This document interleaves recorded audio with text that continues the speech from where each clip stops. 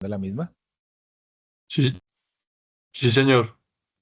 Listo. En este momento voy a empezar a compartir pantalla.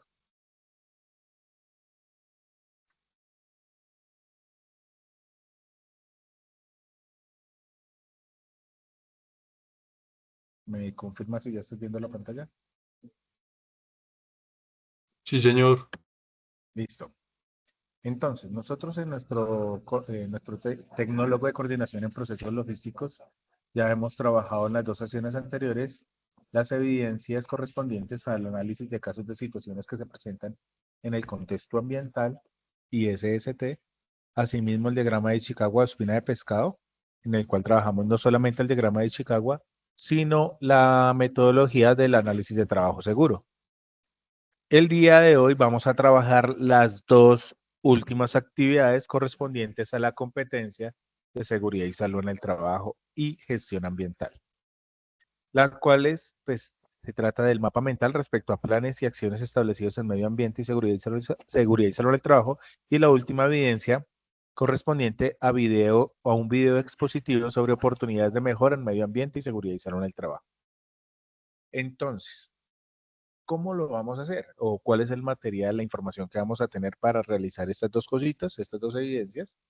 Vamos a trabajar en el material de formación que se encuentra en Sayuna, acá mostrándoles material de formación, y vamos a trabajar en el documento llamado Legislación en Medio Ambiente, Seguridad y Salud en el Trabajo, que es el que tengo acá abierto. Como trabajamos en la primera sesión, el material de formación anterior llamado Fundamentos, va a haber una parte inicial hablada solamente para seguridad y salud en el trabajo, una segunda parte de gestión ambiental, aunque hay una parte cero que es como una explicación del contexto legal legislativo en Colombia, que es con lo que vamos a empezar. ¿Listo? Entonces, iniciando. La legislación en medio ambiente, en seguridad y salud en el trabajo, entonces nos dicen que los requisitos legales, acá vamos a aumentar un poquito el zoom, nos dice los requisitos legales en seguridad y salud en el trabajo contienen información que permite a las organizaciones reconocer los aspectos básicos para dar cumplimiento en este aspecto. De la misma forma, existen requerimientos legales específicos teniendo en cuenta la actividad económica de la empresa y las actividades que allí se desarrollan. Entonces, lo primero que debemos tener en cuenta es que actualmente cuando hablamos de seguridad y salud en el trabajo, como lo mencioné desde la primera sesión, la legislación está enfocada hacia las organizaciones y para las actividades laborales, sin desmeritar o sin decir que no nos podamos o que no nos puedan ocurrir accidentes y enfermedades fuera del trabajo. Pero la legislación está enmarcada hacia las empresas, a las actividades que se desarrollan en el trabajo. Por eso hablamos de esas organizaciones. Ahora, todo lo que sea del contexto legal, que ahorita vamos a ver según la pirámide keynesiana, donde tenemos la constitución política, una vez mira, tenemos la constitución política, las leyes, los decretos, resoluciones, y en el último escalón, los circulares, mandatos, acuerdos, entre otros.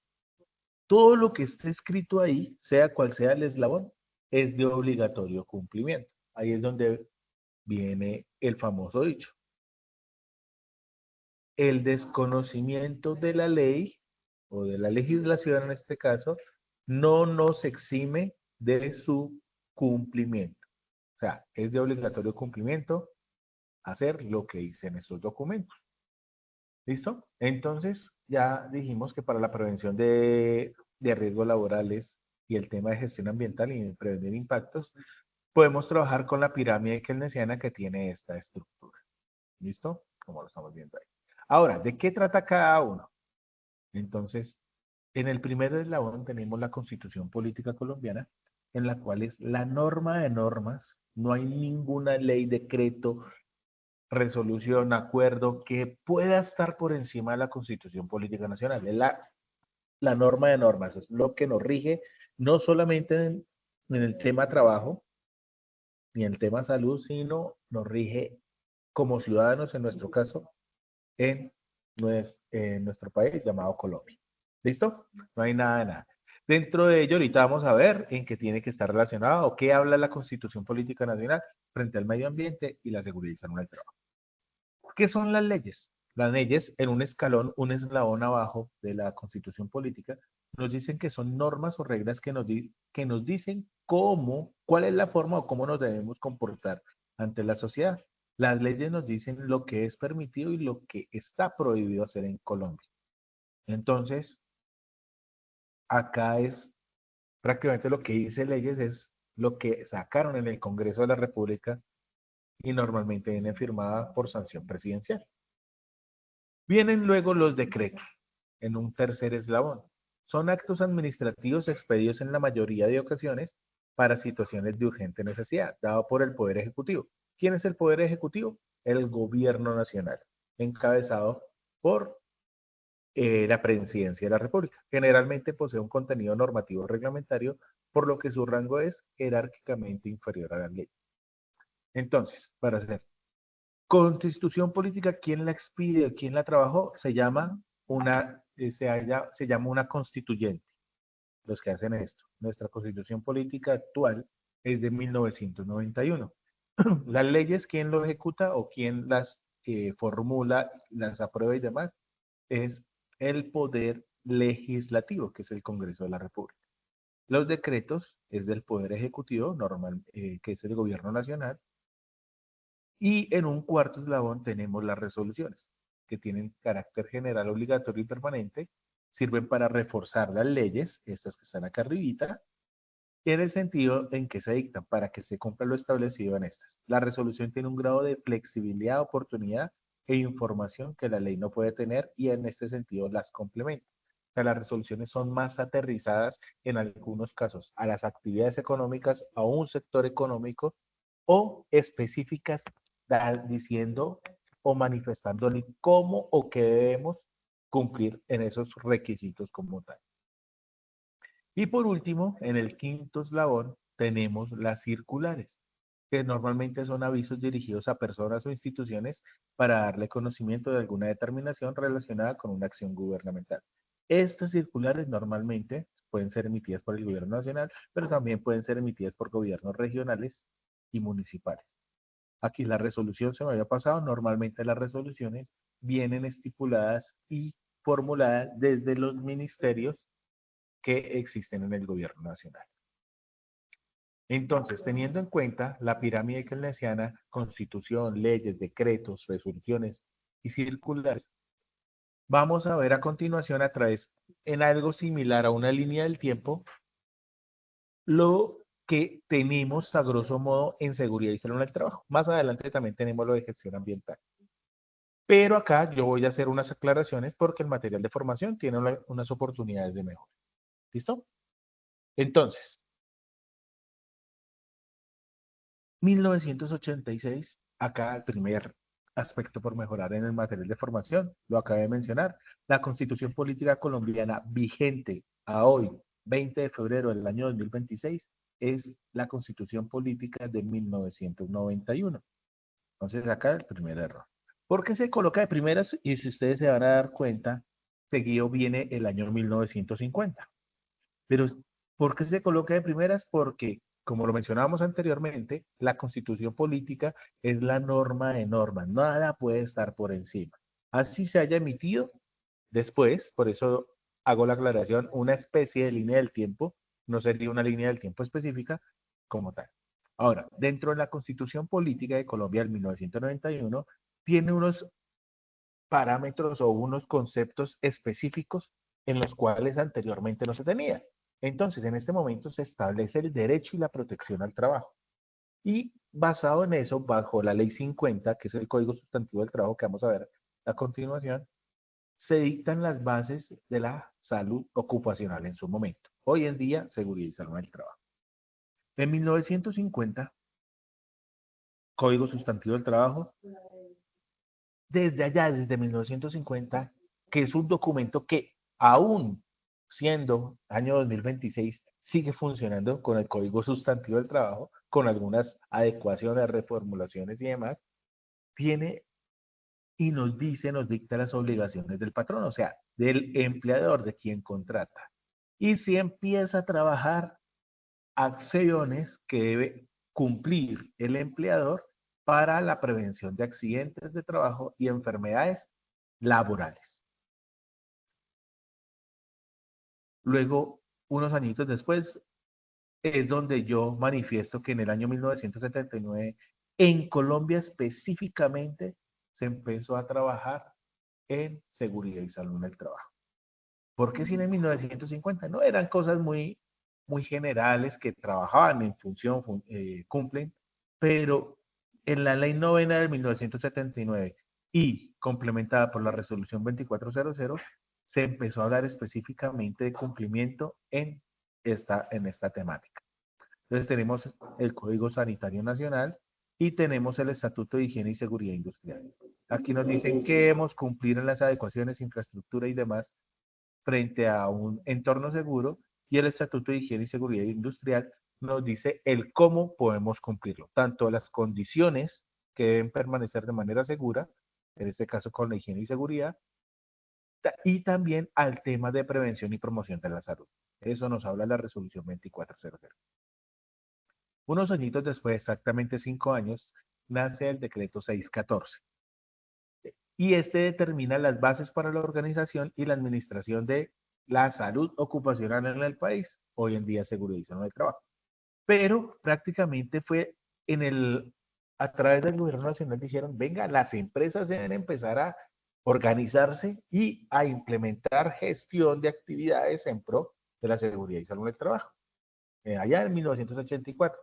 Pero ¿a quién les estaban obligando? A aquellas empresas consideradas como de gran magnitud, de 200 trabajadores en adelante. Entonces ahí quedamos con un vacío. Si el 90% en su momento de las empresas en Colombia eran medianas, pequeñas y microempresas. Entonces, por eso muchos años después, ahorita miramos, es donde se empezó a trabajar en eso. En 1986, una resolución que aún está vigente, con una adecuación pues en sus términos, se crea el comité paritario o se emite el documento por el cual se debe crear en las empresas de 10 trabajadores o más el Comité Paritario en Seguridad y Salud en el Trabajo. En su momento nació como el COPASO, Comité Paritario de Salud Ocupacional. Hoy en día, Comité Paritario de Seguridad y Salud en el Trabajo. ¿Y ahí qué nos dice?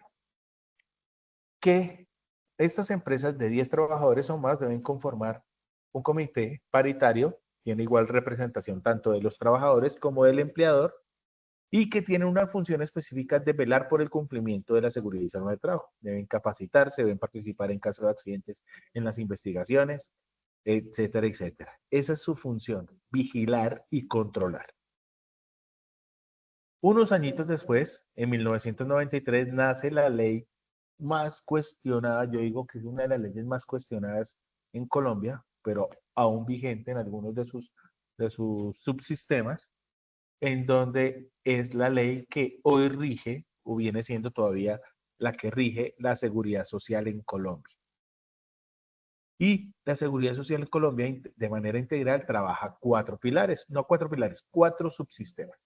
El subsistema de seguridad social en pensiones, seguridad social en salud, seguridad social en riesgos laborales y un cuarto que serían servicios complementarios. ¿Qué es lo de pensión? Pues, ¿y qué tiene que ver con seguridad y salud en el trabajo? Pues nada, pues buscamos que todos los trabajadores tienen un derecho a pensionarse a cierta edad cumpliendo unos requisitos. ¿Y en qué se tiene que relacionar con la seguridad y salud en el trabajo? En caso de que un trabajador, ya sea por enfermedad o accidente de trabajo, tenga una pérdida de capacidad laboral por superior al 50%, o sea, el 51 en adelante, puede llegar a pensionarse por invalidez. Entonces, ahí tenemos que tener esa relación. En salud, pues una relación aún mayor porque estamos inmersos en una línea no tan delgada, pero sí delgada, en la cual hasta que se investiguen los eventos, los accidentes o enfermedades, podemos decir que si son de origen laboral o son de origen común. Cuando sean de origen común, los atenderá o asumirá las prestaciones económicas y asistenciales del sistema de salud, que son las EPS. Riesgos profesionales, pues ahí es donde los riesgos laborales es donde entran las aseguradoras de riesgos laborales y son las que asumen normalmente la prestación económica y asistencial cuando se ejecutan o se presentan accidentes de trabajo y enfermedades laborales. Y por último, los servicios complementarios, que son las cajas de compensación, que tienen algunos beneficios hacia los trabajadores. ¿Qué ha cambiado de ahí? Hoy en día ha cambiado el sistema de pensiones. De por sí en el año 2024 se firmó en el mes de julio un decreto, el 2368, si mal no estoy, en donde se hizo la reforma pensional. Ahorita tiene un stand-by, pero ese decreto, antes de que cambie el gobierno, va a volver a quedar en vigencia. El de salud todavía seguimos bajo la ley 100, prácticamente tal cual, pues con unas adecuaciones u obligaciones, requisitos que se les pusieron a las EPS. La de riesgos laborales cambió, ya no desde el 93, bueno, ahorita vamos a ver que en el 94 salió el primer decreto ley que no existía, pero en el año 2012 también se volvió a regular los riesgos laborales y servicios complementarios y siguen tal cual. 1994 nace el decreto ley 1295 por el cual se determina la organización y administración del sistema general de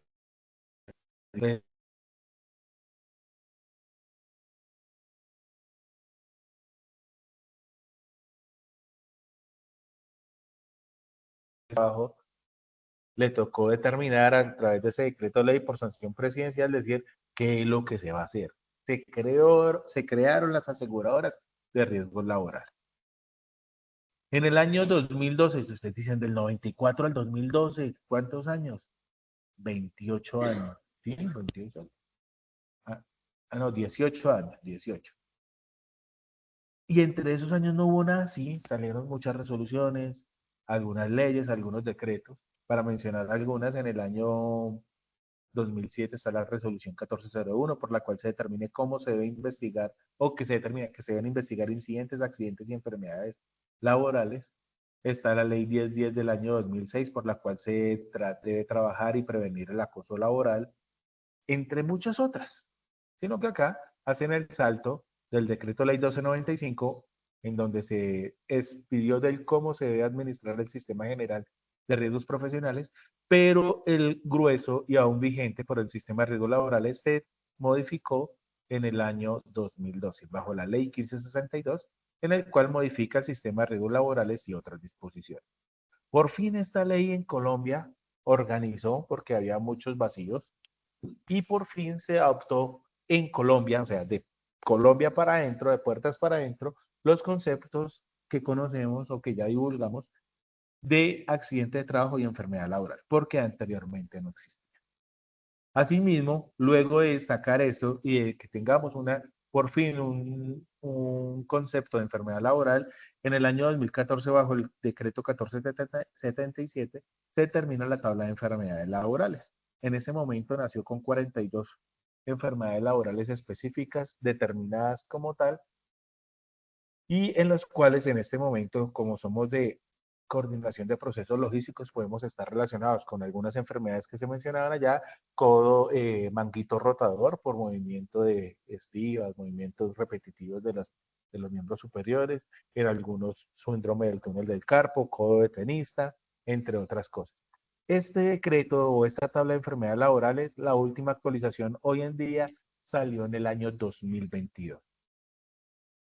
En el mismo año 2014 nace el decreto 1443, que es, por decir, lo más importante frente a la seguridad y salud del trabajo hacia las empresas. Sí, muchos dirán la ley 1562, otros, como les mencioné, la ley novena del 79 con la resolución 2400, pero es que en este decreto 1443 del 2014 se dictan las disposiciones para que toda empresa en Colombia, independientemente de su tamaño e independientemente de la actividad económica, debe implementar un sistema de gestión de seguridad y salud del trabajo. Esa es la que rige o empezó a regir ese tema del sistema de gestión de seguridad y salud del trabajo. Pero ¿qué pasó en el año 2015? A los ministerios, en el gobierno de Juan Manuel Santos, a los ministerios se les dio por en cada sector hacer una compilación. Se llama el decreto único reglamentario, en este caso el sector trabajo, es el decreto 1072. ¿Qué es lo que hizo? Absorber muchos decretos que estaban por ahí y los absorbió en un solo documento, como si fuera, valga la, valga la comparación, una Biblia de todos esos decretos que pueden tener ahí. ¿Listo? Ahora, del 2015 al año 2026 hay varias normas, claro que sí. Se han actualizado el decreto por el cual se establecen las actividades económicas para clasificación del nivel de riesgo. de esas actividades económicas y asimismo afiliarse a las aseguradoras de riesgos laborales para así determinar los aportes, entre otras cosas. ¿Listo? Entonces, como tal, hay más resoluciones, decretos y demás, trabajo en alturas, procesos confinados, muchas de ellas, pero en este caso es lo que tenemos en el material de formación. Ahora, frente al tema de legislación ambiental y políticas públicas, aunque la pirámide keynesiana sigue siendo la misma, acá hay como decir, unos eslabones intermedios en donde trabajamos el acto legislativo, trabajamos una normativa. Dice que normativa, no, pues son normas establecidas y que se transmiten por el Congreso de la República, leyes como tal, pero también tenemos decretos legislativos, decretos leyes, pero la pirámide viene siendo la misma. Constitución, leyes, decretos, resoluciones y por último, actos administrativos. ¿Listo? Entonces acá nos hablan de muchas, por ejemplo, nos dicen un decreto legislativo, son aquellos que emite el presidente de la República en estados de excepción previstos en el artículo 212, guerra exterior, 213, tratado de conmoción, el 215, que es el más común, el estado de emergencia económica, social y ecológica de la Constitución política. Dentro de la emergencia económica, por ejemplo, no tiene nada que ver con seguridad en el trabajo, pero por ejemplo, en diciembre el gobierno actual estableció un decreto por emergencia económica, ya que el Congreso de la República no le aprobó la reforma tributaria. Y entre otras cosas, también por decreto legislativo se determinó el salario mínimo vital. Para muchos bueno, para otros muchos no tan bueno. Eso ya son puntos de vista, pero así funciona el tema legal. ¿Listo? Acá más adelante, importante, bajo la Constitución Política del 91, es que se considera que esta Constitución Política se considera como la Constitución Verde. Por fin en Colombia se trabajó en temas ambientales y escritos, y en este caso en la Constitución Política, en el 91. Pero antes de eso, en el año 1973, el gobierno nacional le otorgó o sacó el Código Nacional de Recursos Naturales y Renovables de Protección del Medio Ambiente, en la cual busca proteger parques, proteger reservas, entre otras cosas. El decreto ley el decreto ley de 2811 de 1974 busca que tengamos un ambiente sano, que tengamos una responsabilidad compartida, no solamente del Estado, sino de nosotros también como ciudadanos, como personas frente al cuidado del medio ambiente, y que la tengamos en cuenta la importancia de los procesos de planificación en el uso de los recursos naturales con una visión de cuidado sobre generaciones futuras. Aquí es donde este apartado que tenemos resaltado en el momento, desde 1974, es la que deberían tener en cuenta cuando se trabaja y se emite o se planea el plan de se me olvidó el POT, plan de, ay, se me olvidó, los plan de organización territorial, se me olvidó en ese momento, pero los POT municipales, regionales, entre otros, que no deberíamos colocar o afectar el medio ambiente como tal. ¿Listo? Acá también en temas ambientales, Colombia es uno de los países con mayor legislación ambiental del mundo. Pero ¿por qué funciona de esta manera? Porque Colombia, no solamente porque se la ingenian los congresistas, ministerios y demás, sino porque hace parte de un marco internacional en donde participan muchos convenios, muchas organizaciones y demás. Y en cada una de esas reuniones donde tenga un tema ambiental, normalmente salen unos acuerdos. Y dentro de esos acuerdos, esos tienen que venirse a Colombia a ejecutarlos a través de una resolución, un decreto o una ley. Y entonces, por ejemplo, acá, uno de los ejemplos, Declaración de Estocolmo, Conferencia de las Naciones Unidas en el junio del 72, dice que tiene un objeto de convertir el medio ambiente en un tema de relevancia a nivel internacional y por la cual todos los participantes emitieron una declaración de 26 principios y un plan de acción con recomendaciones. Entonces, en Colombia se tuvo en su momento que adoptar esto. Tenemos el protocolo de Montreal en 1987, todo el tema de protección de capa de ozono, convenios de Basilea y movimientos transfronterizos de los desechos o residuos peligrosos y de su eliminación. Y entonces aquí la responsabilidad por daños resultantes. Y acá nos dice, Colombia lo ratifica a través de la ley 945 del 97. Acá hay un pequeño aspecto por mejorar. Es que aunque el convenio fue superior, Colombia ya tenía una ley que estaba trabajando sobre eso. Esto normalmente es al revés. Primero son los convenios, las declaraciones y los países la adoptan en fechas posteriores. Declaración de Río, convenio sobre la biodiversidad ecológica, acuerdo de país de las conferencias sobre cambio climático en las Naciones Unidas. Hace 2 años en Colombia tuvimos la COP16 en el Valle del Cauca, el cual tuvo un punto, el punto sobre ¿qué? A resaltar era la biodiversidad a nivel mundial. Y todo eso, Colombia y con los países que participan, lo acogen como normatividades a aplicar. ¿Listo? ¿Alguna pregunta hasta ahí, Andrés? ¿O vamos bien? No, señor, vamos bien. Listo. Ahora, lo que sigue es, vamos a ver qué herramientas, programas, planes, acciones existen o pueden implementar las organizaciones, con algunas más, algunas menos, para la buena gestión, en este caso de seguridad y salud del trabajo. Posteriormente revisaríamos la de la protección ambiental. Entonces, frente a ello, primero debemos tener en cuenta que todo parte en este momento del decreto 1072 de 2015 como el decreto único reglamentario del sector trabajo. En este caso, ese capítulo nos dice que debemos tener una estructura del sistema de gestión en el cual se evidencien algunos temas relevantes, no específicos, sino relevantes. Identificar peligros, prevenir y preparar y respuesta ante emergencias, deberes y derechos para los trabajadores, reporte de incidentes, accidentes de trabajo y enfermedades laborales, entre otros. Por consiguiente, a partir de ello es que se deben implementar todas estas herramientas, aspectos. La primera de ellas que debemos tener no es un plan, no es un programa, pero sí es una acción que debemos tener los trabajadores como deber, como responsabilidad, es que siempre debemos procurar en todas las actividades que desarrollemos, procurar el cuidado integral de nuestra salud. Asimismo, suministrar información clara, veraz y completa sobre el estado de salud. No mentir, es que hoy tengo gripa, pero porque no quería ir a trabajar, no, que sea real. Cumplir con las normas, reglamentos e instrucciones del sistema de gestión que se está implementando. Nosotros como trabajadores en una empresa debemos cumplir lo que quedó en ese sistema. Informar oportunamente al empleador o contratante acerca de peligros, riesgos latentes en su sitio de trabajo.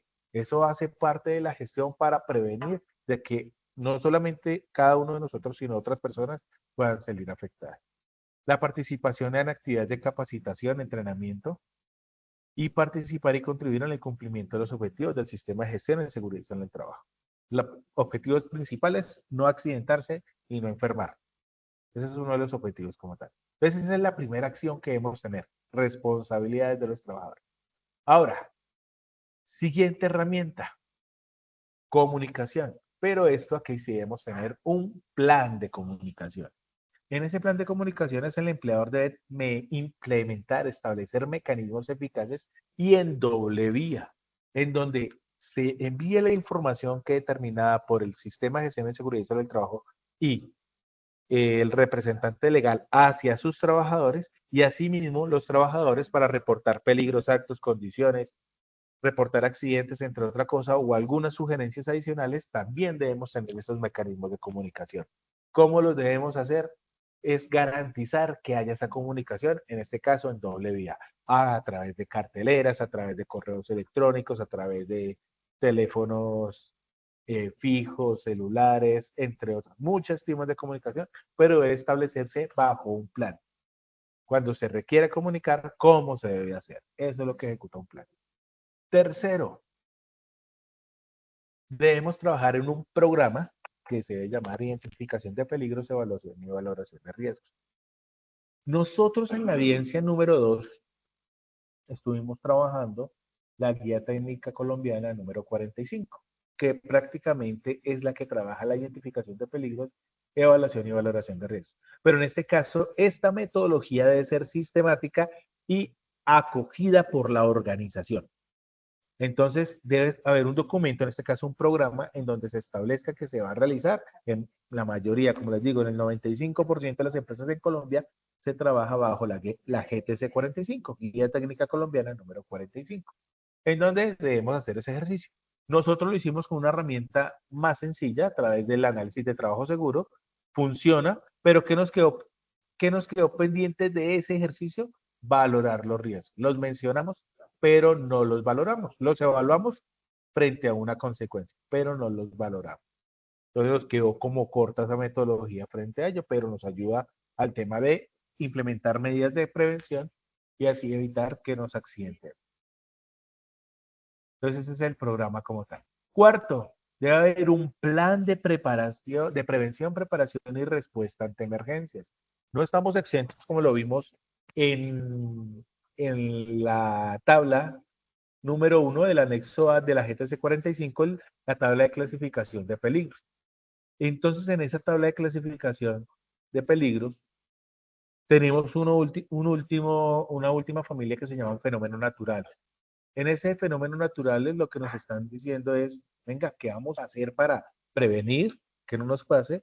¿Cómo nos vamos a preparar en caso de los recursos disponibles? ¿Y cómo vamos a responder en caso de que ocurra algo? Y no solamente para los fenómenos naturales, sino para todos los peligros que puedan haber. ¿Cuándo se activa una emergencia o contingencia? Cuando normalmente ocurre un accidente o un accidente, enfermedad o daño al medio ambiente o infraestructura de la organización. ¿Listo? Y aquí podemos tener algunos datos específicos que debe contener ese plan de emergencia. ¿Listo? Ustedes ya pueden ingresar y revisar a detalle como tal. Tenemos el quinto, que viene siendo un programa de participación en el reporte de incidentes, accidentes y enfermedades laborales. Pero ese programa, ¿qué quiere decir?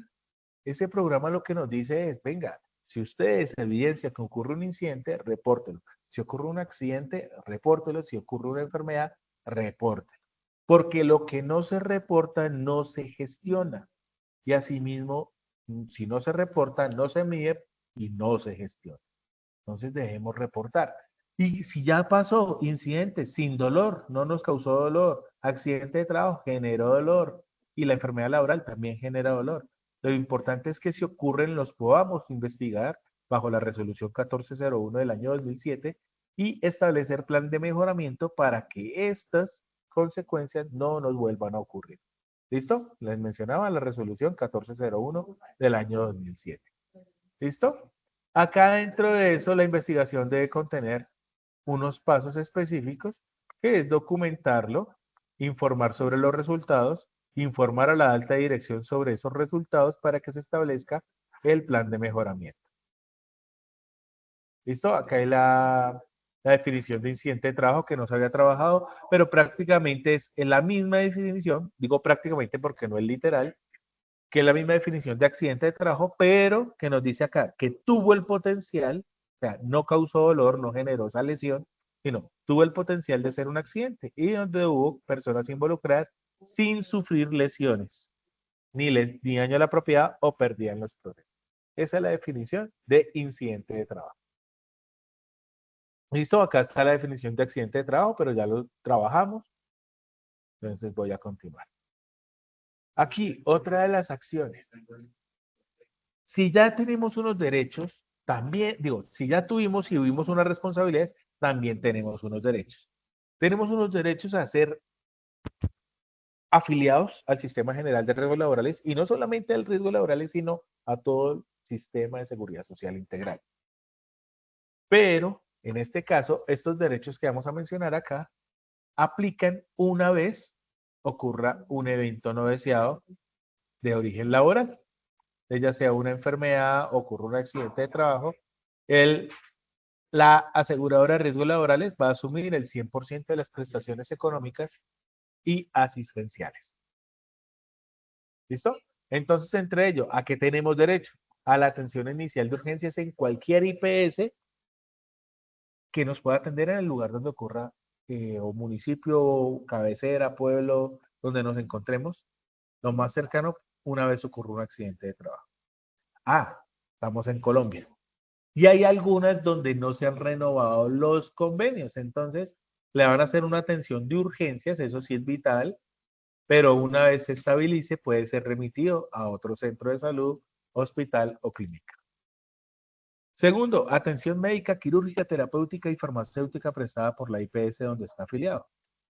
Un error, ¿no? Por la ARL y la ARL tiene unos convenios con las IPS. ¿Sí? Nosotros no elegimos, no nos afiliamos a una IPS, nos afiliamos a la ARL. Cuando tenemos esta atención médica, no deberíamos tener ningún pero. Todo lo que sea necesario debe ser autorizado como tal. Pero, estamos en Colombia, las aseguradoras de riesgos laborales son empresas en donde no desean sacar dinero de sus bolsillos. Por lo tanto, hay algunos procedimientos, medicamentos, entre otros, donde requerirán de autorización, muy similar a lo que se pide en las EPS. Tenemos derecho a servicios de hospitalización, odontología, diagnóstico, tratamiento, suministro de medicamentos, como les mencionaba, sin peros.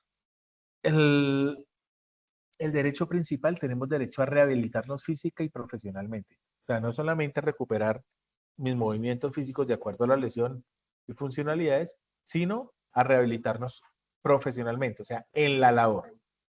Elaboración y reparación de prótesis y órtesis, esto no lo hace el régimen común o el Sistema General de Salud. Esto sí ya lo asume en caso de requerirse las aseguradoras de riesgos laborales.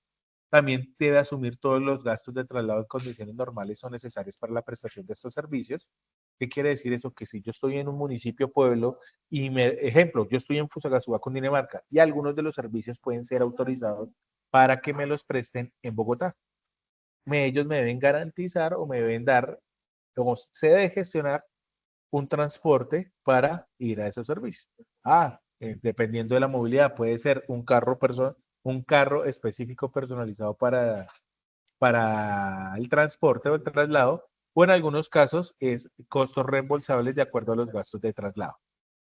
Subsidios por incapacidad temporal, o sea, el pago de la incapacidad se paga el 100% del salario desde el primer día, a diferencia de la EPS que se pagan 2/3 a partir del tercer día. Indemnización por incapacidad permanente o parcial. Si tenemos estos serían incapacidades cuando se tiene una pérdida de capacidad laboral entre el 5 al 50%. Pensión de invalidez cuando la PCL, pérdida de capacidad laboral, está por encima del 50%. Pensión de sobrevivientes, pues no, si muere el afiliado, el trabajador en uno de estos eventos, hay pensión a los sobrevivientes, hay auxilio funerario y a ser incorporado y reubicado una vez terminados los procesos de recuperación. ¿Listo? Deberes similares a los que mencionamos anteriormente, no me voy a detener en esto como tal. Listo. Debemos también tener, como sexto punto, un plan de capacitación en seguridad y salud de trabajo. Este plan de capacitación debe estar dirigido, enfocado a los grupos de trabajo o cuadrillas o áreas de trabajo de acuerdo a los peligros a los cuales están expuestos. Yo no le voy a decir a alguien de oficina, venga, trabajemos sobre trabajo en alturas, peligros de trabajo en alturas.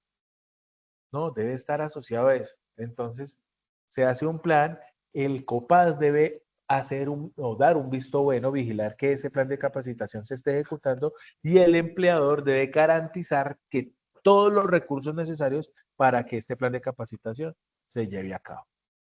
Por último, tenemos el apoyo por mejora continua. El sistema de gestión de seguridad y salud del trabajo, aunque se establece actualmente en el decreto 1072, decreto único reglamentario del sector trabajo 1072 de los 2015, funciona bajo el ciclo PHBA, que es planear, hacer, verificar y actuar. Acá, este verificar debería ser acá y el actuar a este lado para cumplir el ciclo. ¿Qué hacemos en el planear? Pues definir qué se va a hacer. En el hacer, ejecutar lo que se planeó. En el verificar, verificar a través de indicadores, mediciones, si lo que se ejecutó cumple con lo planeado y si cumple, en el actuar es proponer acciones de mejora, cómo vamos a mejorar esos resultados y si no cumple, cómo vamos a hacer para que se cumplan. Ese es el ciclo PHBA. ¿Listo? Eso serían programas, planes y acciones establecidos para en seguridad y salud en el trabajo. Ahora, herramientas para la gestión del medio ambiente. Tenemos algunas similares, algunas otras no. Acá cuando hablamos del medio ambiente hablamos de que ya no hablamos de accidentes y enfermedades, sino hablamos de mitigar, prevenir la ocurrencia de impactos ambientales. Por eso la primera herramienta es una acción de evaluación de los impactos ambientales. Aunque como está descrita acá en este material de formación, está dirigida a las empresas que van a ejecutar una acción para afectar el medio ambiente a través de proyectos. Esto deberíamos hacerlo en nuestras actividades del día a día. Pero, como les digo, a través de la Ley 99 de 1993 y el Decreto Único Reglamentario 1075 del año 2015 para el sector ambiental, eh, esto, estos proyectos deben solicitar esta evaluación o deben entregar esta evaluación porque las autoridades ambientales, normalmente a nivel nacional está la Agencia Nacional de Legislación Ambiental y en algunos departamentos están las corporaciones autónomas regionales, para que otorguen a esos proyectos una licencia ambiental, de acuerdo a lo que van a ejecutar y la afectación que se vaya a generar. Eso debe tener ese plan, esa evaluación debe tener unos objetivos, beneficios y unos principios como tal que se deben implementar. Listo. Como segunda instancia tenemos las acciones de prevención, mitigación, corrección y compensación ambiental. Entonces, ¿qué es lo que debemos hacer? Pues de medidas de prevención, antes de que yo vaya a ejecutar algo, debo prevenir que afecte el medio ambiente. Eso es lo que hace unas medidas de prevención. Ahora, medidas de mitigación. Yo sé que con lo que vamos a hacer, vamos a afectar al medio ambiente. Entonces, lo que vamos a hacer es mitigar, minimizar los impactos y efectos negativos del proyecto. ¿Cómo vamos a hacer para no dañar el medio ambiente en gran manera, sino en menor manera? Listo. La tercera, medidas de corrección. Estas acciones, pues ya se ejecutó el proyecto, ya se generó la afectación, ahora es cómo vamos a restaurar o reparar las condiciones del medio ambiente. Eso es la corrección. Y las medidas de compensación es aquello donde se retribuyen no solamente al medio ambiente, porque a veces el medio ambiente no nos habla, no se queja ni demás, pero es retribuir en algunas acciones, tanto en recursos o en algunas otras cosas similares a la regalía, para retribuir a las comunidades, regiones, localidades y el entorno natural. Y eso en compensación, como su nombre lo dice, para compensando el daño que realizaron en esas áreas. ¿Listo? También tenemos dentro de esas acciones de prevención, ojalá las empresas implementen un sello de producción más limpia y que lo que busca es que todos los recursos requeridos, insumos, materiales, materias primas y demás, sean de proveedores comprometidos con el medio ambiente. Eso es lo que deberíamos implementar o deberían implementar las empresas. Pero hoy en día no nos digamos mentiras. En muchos casos lo que buscamos es economía más que trabajar en pro del medio ambiente. Al igual que en sistema de seguridad en el trabajo, que hay un sistema de gestión en ambiental, también hay un sistema de gestión ambiental. Este, si no, actualmente no es de obligatorio cumplimiento en Colombia para todas las empresas. Muchas empresas lo han implementado porque tienen los objetivos que cumplir legalmente, pero normalmente el referente internacional sería la ISO, la ISO 14001. Deben plantearse pues, unos objetivos frente al sistema de gestión y dentro de ese sistema se deben establecer unos programas. Dentro de esos programas hay programa de uso de ahorro y eficiente de la energía, programa de ahorro y uso eficiente del agua, gestión integral de residuos sólidos ordinarios y peligrosos, control de contaminaciones, programa de formación y capacitación, pero en este caso en la gestión ambiental, programas de auditoría, programa de emisiones al aire, programa de ahorro y optimización de recursos, etcétera, etcétera. Eso para las organizaciones deberíamos tener esos programas. Y adicional, listo, es una empresa pequeña, con pocos recursos y demás, no puedo hacer un programa porque requiera de mayor inversión, pero podemos tener buenas prácticas ambientales. Y eso yo lo extrapolo a nuestro ejercicio en nuestros hogares. ¿Y qué vamos a tener? Ah, pues ya no programa, pero sí medidas de ahorro del agua, consumo racional de la energía. Entonces apaguen las luces, desconecten los celulares, computadores que no están utilizando. Criterios de sostenibilidad para la compra de bienes y servicios. Ojalá comprar todo en pro del medio ambiente. Producción más limpia de bienes y servicios, almacenamiento adecuado de los recursos y así sucesivamente. Por último, tenemos el ciclo de mejora continua en el ambiente, también como lo dijimos en el sistema de gestión ambiental, basados en la ISO 14001. Su ciclo de mejora continua es el ciclo PHA. Y dentro del PHA, ¿se acuerdan cuando decíamos de planear, hacer, verificar y el actuar? ¿Qué vamos a hacer? Normalmente se plantean en ese actuar acciones correctivas cuando no se cumplen los objetivos y acciones preventivas cuando se están cumpliendo, pero aún así podemos seguir mejorando. Y ese es el material de formación que tenemos para estas dos. Ahora, volviendo a la guía, aquí volviendo. Bueno, Andrés, ¿alguna pregunta hasta ahí? ¿O todo claro?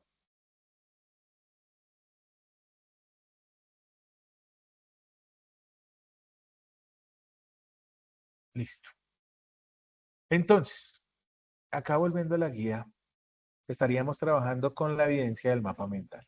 Pero si ustedes miran el mapa mental, la evidencia a entregar dice respecto a los planes, acciones establecidos en medio ambiente y seguridad en el trabajo. Entonces, ¿qué es lo que vamos a hacer? Pues elaborar un mapa mental. Acá dentro de Sayuna, en la actividad hay un anexo donde nos indican cómo elaborar un mapa mental y nos dan unas direcciones de algunas aplicaciones online. Y lo que buscamos, aquí esto es coordinación de procesos logísticos, lo que buscamos es que todas estas herramientas, planes, acciones, programas establecidos en medio ambiente, lo podamos ubicar en un mapa mental. Prácticamente es colocar este documento que vimos, legislación y herramientas de medio ambiente, seguridad y salud del trabajo, plantearlas en un mapa mental. Entonces, normalmente, como lo vimos, venimos dentro de esos planes, acciones, programas, partimos de una legislación, de esa legislación se parten unos planes, acciones, programas a establecer con unos requisitos específicos y demás, y así se va desarrollando ese mapa mental. Eso es lo que vamos a hacer para esta evidencia. Y por último, correspondiente a la última actividad, que es plantear propuestas para favorecer la cultura ambiental responsable, desarrollo sustentable y autocuidado, vamos a realizar un video expositivo. Este video expositivo, acá pues tenemos unos parámetros. Yo voy a hacer un ajuste a algunos para que vean siempre la grabación. Entonces, vamos a entregar un video expositivo. ¿Qué debe tener el video expositivo? Que debe ser creativo, dinámico, innovador. El tiempo del video está marcado, acá dice de 3 a 7 minutos. En mi caso, yo quiero que este video no dure tanto tiempo. Debe durar de 1, máximo 2 minutos. ¿Por qué? Porque lo que debe contener son 10 oportunidades de mejora, mínimo 10 oportunidades de mejora que involucren aspectos relacionados con el medio ambiente y seguridad y salud en el trabajo. ¿Cómo así? Entonces, me voy a volver un poquito que se me pasó. Cada aprendiz debe escoger un escenario para establecer esas oportunidades de mejora en medio ambiente y seguridad y salud en el trabajo. Esos escenarios son residencia, lugar de trabajo o localidad. Entonces, si es en la residencia, entonces en nuestra residencia donde vivimos, decimos, uy, tengo una oportunidad de mejora porque no hago una separación de residuos sólidos. Ah, oportunidad de mejora, perfecto. Ah, debo tener botiquín. Ah, debo tener algo. Pero normalmente las oportunidades de mejora vienen de acuerdo a que se identificaron algunas necesidades, normalmente aspectos por mejorar. Esas, ya sea en la residencia o en el lugar de trabajo o en la localidad, uno de esos tres escenarios, solo deben escoger uno de los tres y deben plantear es mínimo 10 oportunidades de mejora. ¿Listo? Se sugiere acompañarlo de imágenes reales. Entonces, cuando decimos imágenes reales, es que el aprendiz debe salir en el video. Uno. Y dos, como son escenarios, como lo mencionamos, escenarios, residencia, lugar de trabajo, localidad, que son accesibles al aprendiz, debemos tener registro fotográfico o video real, no tomado de la internet y demás. ¿Listo? Pues para identificar esa necesidad y con esas necesidades plantear la oportunidad de mejora. ¿Listo? Y por último, siendo una de las cosas importantes es que el video se debe cargar en el canal de YouTube del aprendiz y compartir en la evidencia la URL del sitio donde se subió. ¿Listo? Entonces, esas serían las dos evidencias que vamos a trabajar. ¿Para cuándo? Para el próximo 26 de febrero, cosa que el 27 yo esté calificando y antes del 28 yo pueda estar entregándole los resultados, calificaciones y juicios evaluativos a la instructora líder del tecnólogo en coordinación de procesos logísticos. ¿Listo? ¿Alguna pregunta? No, no, señor, todo muy claro. ¿Listo? Entonces, Andrés, desde este momento pues voy a detener la grabación y